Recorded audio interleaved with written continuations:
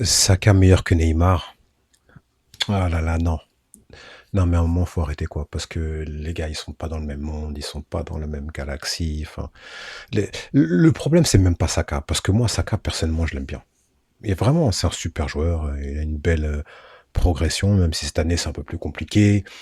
Mais il a une belle marge de progression. Il n'y est absolument pour rien dans ce débat. Le problème, c'est même pas Saka. Le problème, c'est qu'avec Neymar, depuis quelques temps, on se permet un peu tout.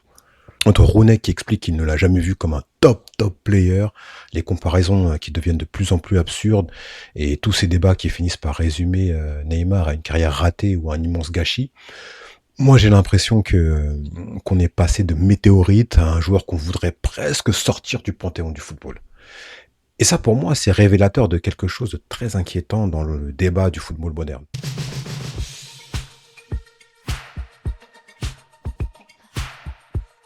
Parce qu'au fond, le sujet, c'est pas vraiment Saka ou Neymar. Le sujet, c'est comment on en est arrivé là. Comment on est arrivé à banaliser ce niveau de manque de respect envers un joueur comme Neymar? Et avant d'aller plus loin, je vais rappeler une chose rapidement, euh, et ça mériterait presque une vidéo à part, mais c'est pour moi Neymar, bien sûr, qui fait partie du panthéon du football. Point. Des joueurs capables de faire ce qu'il a fait avec le ballon, il y en a pas beaucoup dans l'histoire. C'est pour des joueurs comme ça qu'on regarde le foot. Il a porté une pression monstrueuse depuis qu'il est tout jeune, il a produit au plus haut niveau, il a marqué l'histoire du Brésil.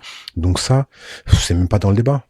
Si vous me trouvez 3, allez vas-y, je suis généreux aujourd'hui, 5 joueurs qui sont vraiment au-dessus de Neymar techniquement avec le ballon, capables de vous faire rêver comme il nous a fait rêver, tout en restant décisif au plus haut niveau, mettez-les-moi en commentaire et on va discuter.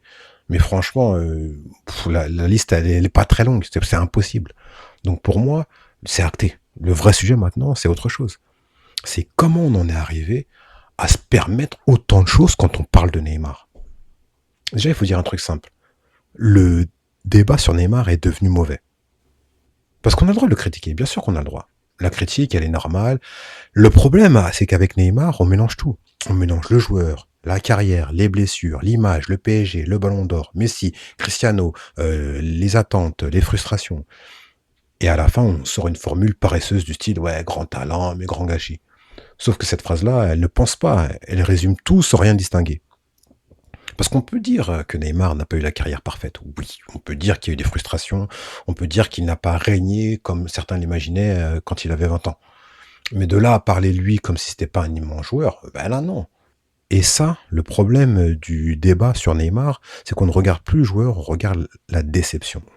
On ne regarde plus ce qu'il a été, on regarde ce qu'il n'a pas été. On regarde plus le football, mais on regarde le manque. Et franchement, je pense qu'il y a plusieurs raisons sur ce désamour. La première, c'est qu'on n'a jamais attendu Neymar comme un simple grand joueur. On l'a attendu comme le prochain roi, le prochain Brésilien qui reprend le trône, le Brésilien qui vient casser l'ère Messi-Cristiano. Donc forcément, quand tu es attendu à ce niveau-là, être immense ne suffit même plus. Il faut être historique. Il faut tout gagner. Il faut dominer longtemps. Il faut être incontestable. Et si tu ne coches pas toutes ces cases, ben les gens ne disent pas quelle carrière, ils disent oui mais. La deuxième hypothèse, c'est que le foot pardonne mal au génie imparfait. On accepte plus facilement les limites d'un grand joueur moins doué que les contradictions d'un joueur exceptionnel. Et Neymar, lui, c'est le génie, la créativité, la liberté, la magie, mais aussi les blessures, les choix discutés, l'image qui divise. Et ça, beaucoup lui pardonnent pas. Et ma troisième hypothèse, c'est qu'avec Neymar, beaucoup ne jugent plus le joueur, mais ils jugent le personnage, le style, les fêtes, l'attitude, la star, le langage corporel, tout ça. Et à force de juger le personnage, ils finissent par rabaisser les joueurs. En gros, avec Neymar, on a transformé une discussion de football en jugement de personnalité. Et pour moi, c'est là où on touche le vrai nœud du problème. Parce qu'ensuite arrive le grand dossier, le PSG. Et soyons honnêtes, c'est là que beaucoup ont décidé de rejuger toute la carrière de Neymar. Il n'aurait jamais dû partir, il aurait dû rester à Barcelone, il a saboté sa carrière, il a choisi l'argent, etc.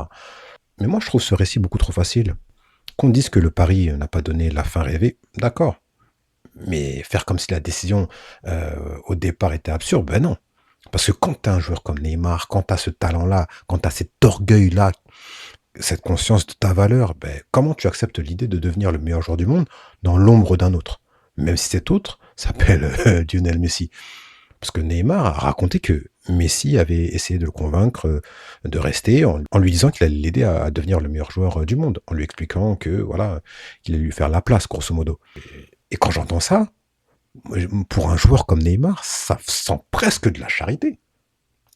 Pas une charité humiliante, parce que Messi c'est son pote, mais au sens où on te laisse la place, on t'ouvre la porte.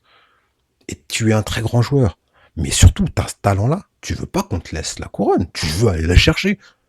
Donc oui, pour moi, le départ au PSG, c'était un pari de compétiteur, un pari risqué, immense, orgueilleux, mais compréhensible.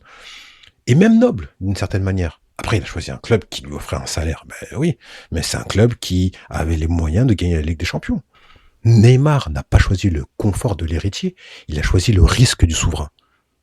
Ça, c'est fort, ça. Et le plus fou, c'est que l'histoire n'a pas été si loin de basculer. Donc quand on raconte aujourd'hui que ce choix a été comme une erreur évidente, on oublie qu'à un match près, à quelques détails près, tout le récit aurait changé.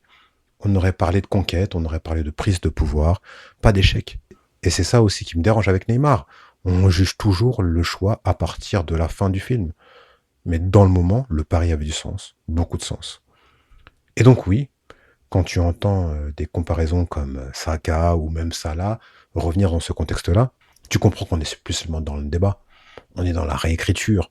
Encore une fois, respecter Saka n'oblige pas à manquer de respect à Neymar. Et respecter Salah n'oblige pas de manquer de respect à Neymar. En gros, à force de corriger le mythe Neymar, on a fini par mentir sur le joueur. Et ça, moi, je refuse. Ah ouais, non, je refuse. Ah ouais.